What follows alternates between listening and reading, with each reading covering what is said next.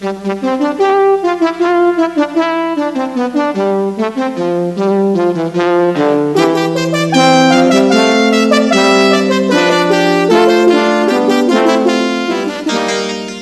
electronic test instruments.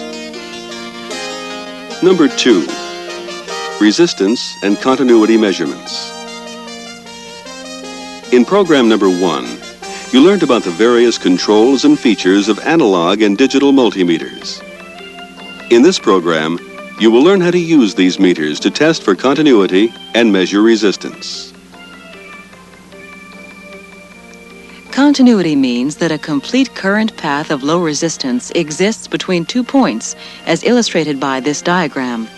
Some of the ways the continuity tests can be used are to check components for broken or burned out connections, locate shorts, or test for common connections. Digital meters have a special scale for continuity. It is represented by the symbol of a diode. If you only have an analog meter, use the resistance scale.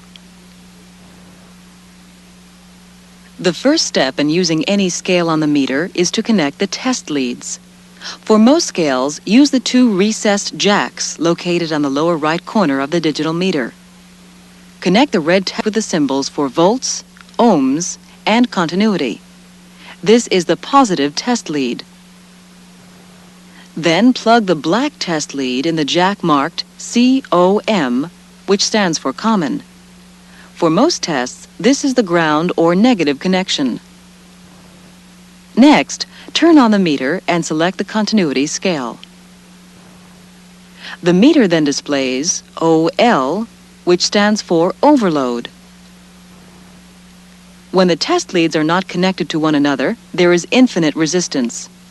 Therefore, the OL indicates no continuity.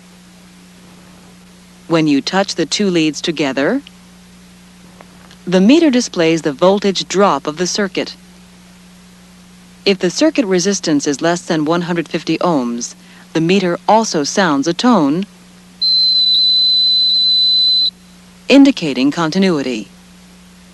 In this circuit, composed of only the 2 test leads, the voltage consumed is less than 1/1000th of a volt. The polarity of the test leads is not important except when testing semiconductors. Let's use the continuity scale to check this fuse. Note, never test components for continuity with the circuit power turned on. Also, at least one end of the component should be disconnected from the circuit to eliminate the possibility of alternate current paths. If the fuse is good, then the tone sounds, and the meter displays a low value. If the fuse is burnt out, then OL remains on the display. This same test can be used to determine if wires are damaged, or for locating both ends of a conductor in a multiple conductor cable. Notice that the wire being tested is not connected to a circuit.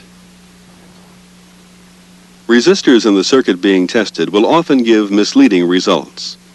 For example, resistors of low value will indicate continuity right through the component.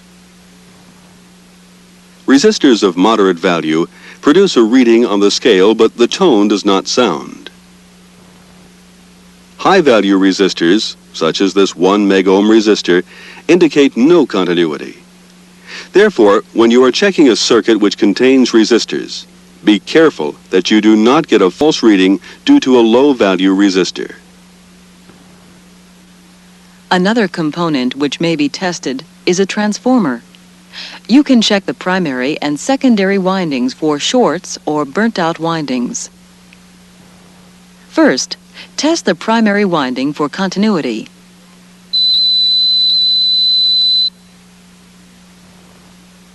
Second, test the secondary winding for continuity.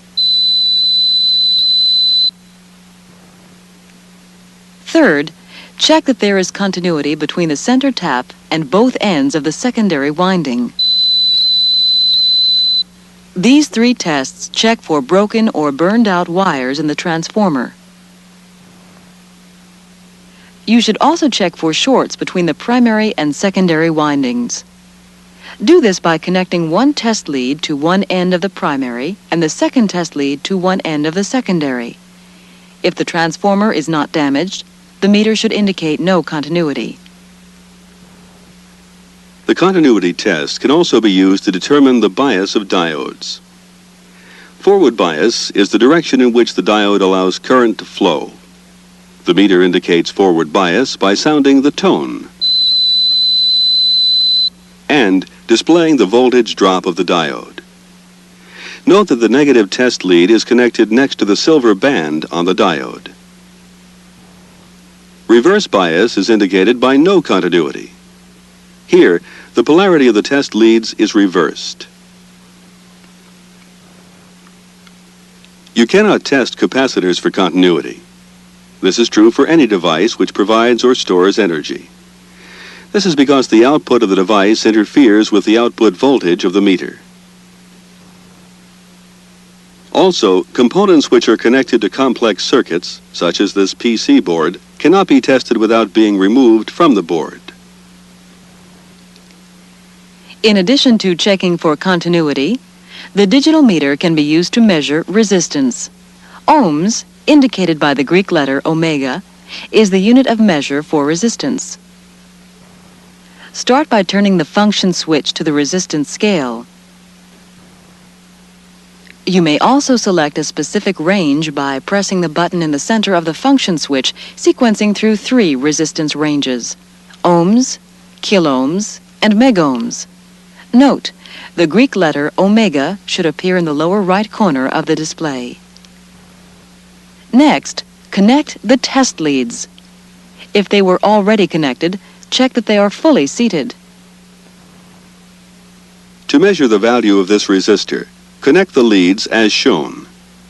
As with continuity, the polarity of the test leads does not affect the reading. The color code of this resistor is brown, black, green. Therefore, the value of the resistor should be 1 million ohms, abbreviated 1 megohms. The meter displays a value of 1.067, followed by an M, indicating meg. Therefore, the value of the resistor measures 1.067 megohms. The analog meter is also capable of measuring resistance. Connect its test leads to the 2 jacks in the lower left corner of the meter.